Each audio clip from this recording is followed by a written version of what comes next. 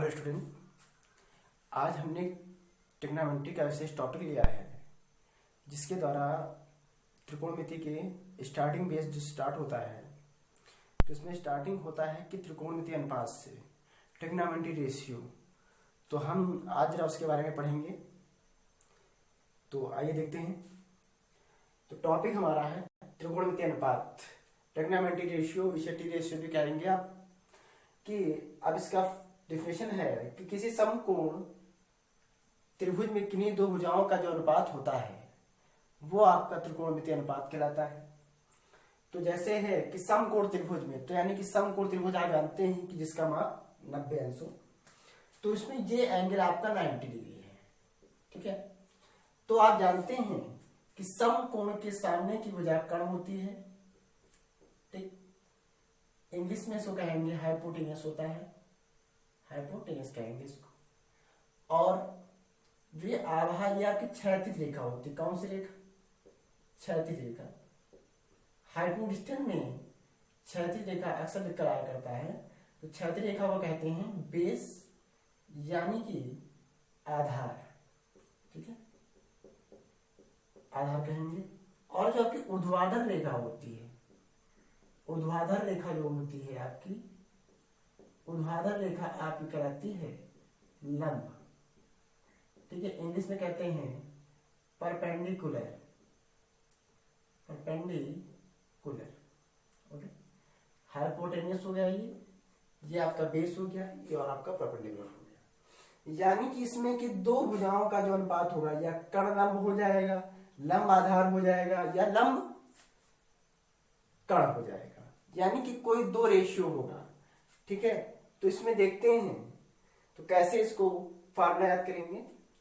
तो अनुपात होता है, तो आप जानते हैं कि त्रिकोणमिति में 6 त्रिकोणमिति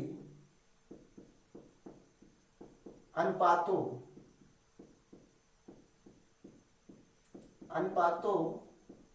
को निम्न प्रकार से परिभाषित किया गया है। ठीक है, परिभाषित किया गया है।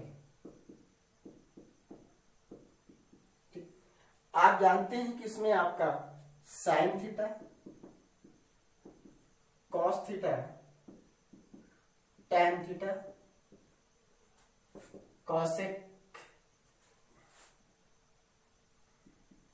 कॉसेक हो गया, सेक थीटा और आपका कॉट थीटा। ठीक, तो इसमें जो फार्मूला दिया गया है, कुछ इसमें शॉर्ट ट्रिक भी है कि लाल बटी कक्का। ठीक है, तो एल मतलब होता है, एल मतलब होगा आपका लंब, ए मतलब होगा आधार, और के मतलब होगा आपका कर्ण। ठीक, एल आपका लंब, ए आधार, के आपका कर्ण। तो ऊपर से लेंगे, थोड़ा बड़ा लिखते हैं इसको, लाल बटी कक्का। ठीक, समझ सभी को आना चाहिए।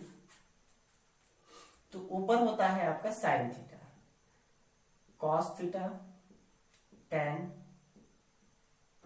कॉसेक, सेक और ये आपका कॉट थीटा। यानी कि ऊपर से ये आएंगे तो ऐसे आपका चलेगा, अगर व्युत्क्रम मिलेगा तो आपका ऐसे हो जाएगा। ठीक है, यानी कि इन सब का ऐसे चलेगा और इन सब का जो होगा वो आपका ऐसे होगा।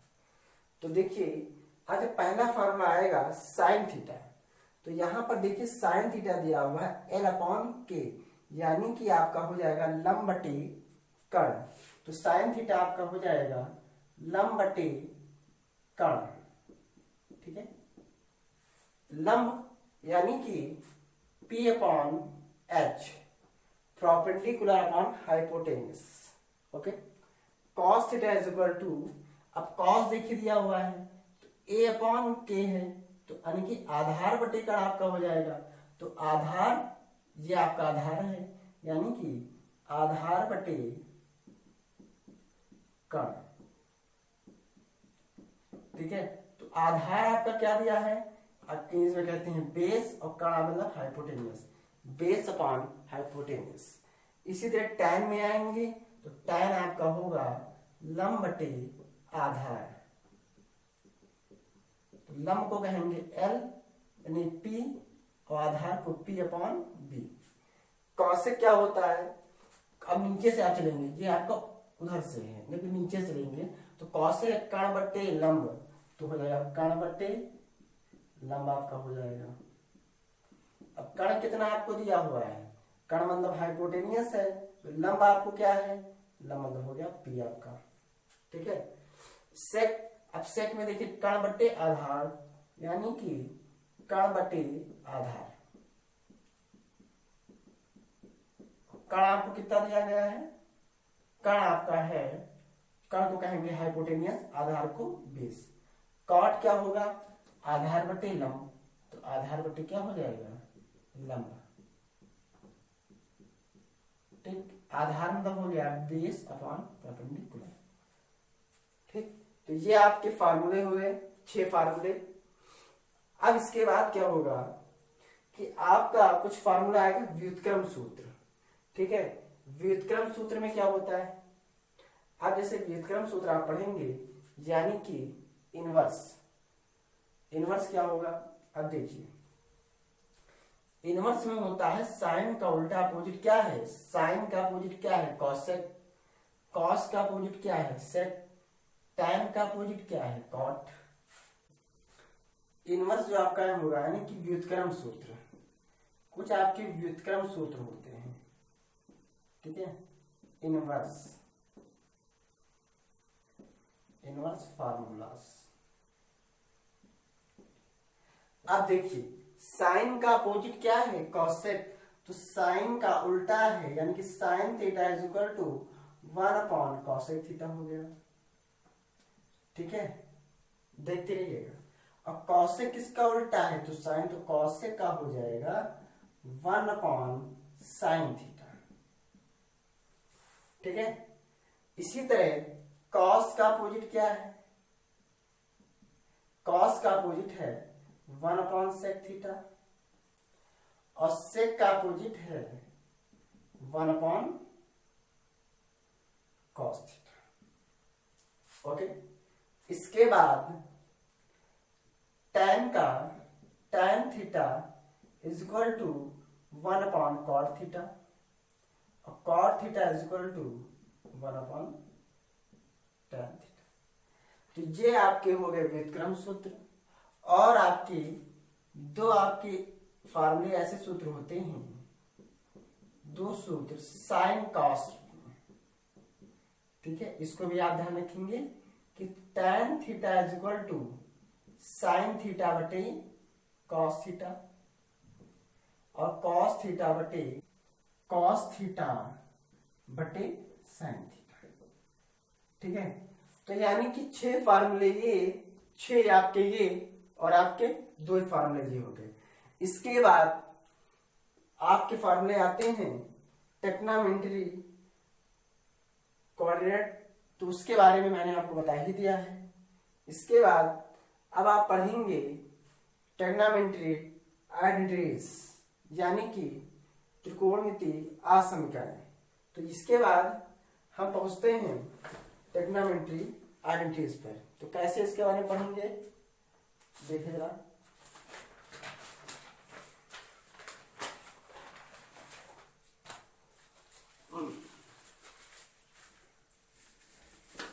इसके बाद आप पढ़ेंगे टेक्नामेंट्री आइडेंटिटीज, उसमें आपके कुल फार्मूले हैं 3, जिसमें आपके बनेंगे 6 फार्मूले।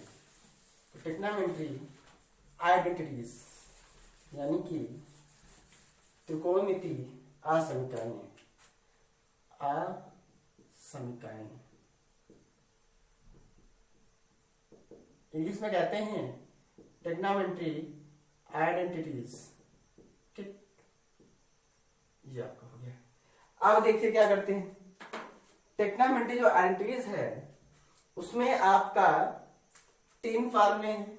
तो फर्स्ट आपका होता है sine square theta plus cos square theta is equal to 1। Second formula आपका है 1 plus tan square theta is equal to sec square theta. 1 plus tan square theta is equal to sec square theta. और जो तीसरा formula है 1 plus cot square theta is equal to cosec square theta. अब इन तीनों फार्मूलों में तीन फार्मूले कैसे बनते हैं?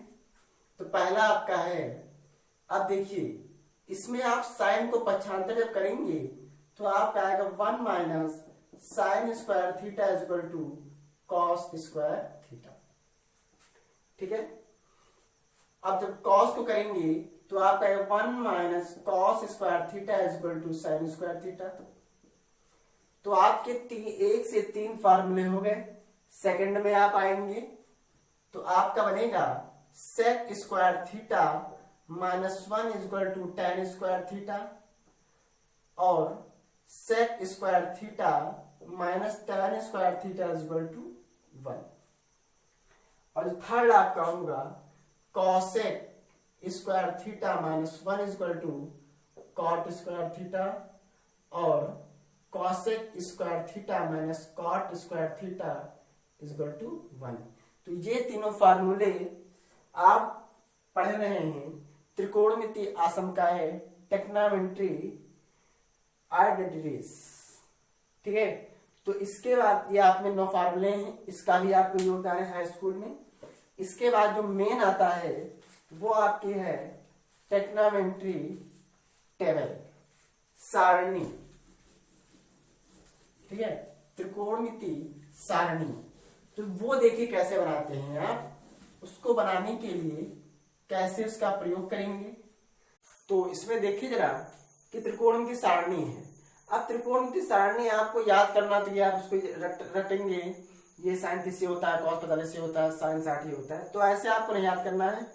आपको मैं आपको ट्रिक बताता हूँ, इस ट्रिक को आप याद कर लीजिए या समझ लीजिएगा। पेपर में, हर पेपर में कम से कम 6-7 नंबर का क्वेश्चन बोर्ड परीक्षा में जरूर पूछा जाता है। तो देखिए ट्रिक कैसे बनाते हैं कि सबसे पहले आप सब में 0, 1, 2, 3, 4 देंगे।